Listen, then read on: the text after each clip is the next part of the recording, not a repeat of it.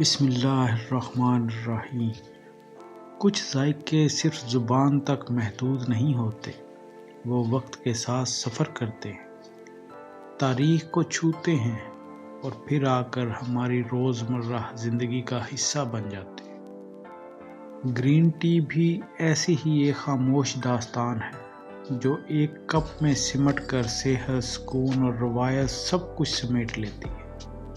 کہا جاتا ہے کہ ہزاروں سال پہلے چین کی سرزمین پر یہ سبز پتیاں پہلی بار پانی میں گھلیں۔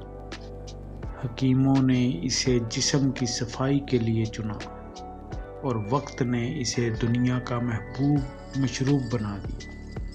جاپان میں یہ چائے صرف پینے کی چیز نہیں ہے بلکہ ایک رسم بن چکی ہے۔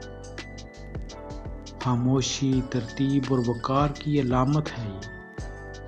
وقت گزرا، راستے بدلے اور گرین ٹی ایشیا سے ہوتی ہوئی ہمارے گھروں تک آن پہنچی۔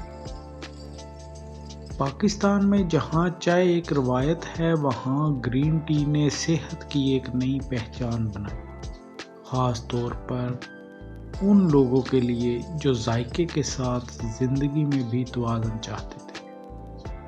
یہ چائے شور نہیں مچاتی بلکہ آہستہ آہستہ اثر دکھاتی ہے۔ یہ جسم سے بوجھ کم کرتی ہے، میٹابولزم کو جگاتی ہے، دل اور ذہن کو سکون دیتی ہے۔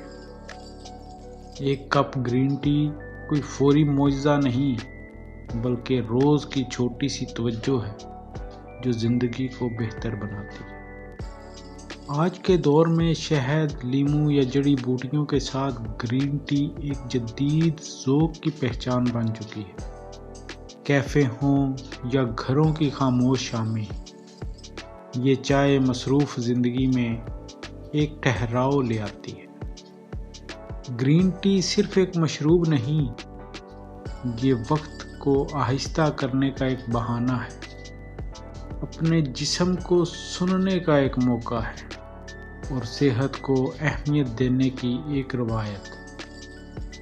ہر کپ میں ایک پرانی کہانی ہے جو آج بھی خاموشی سے سنائی دیتی ہے۔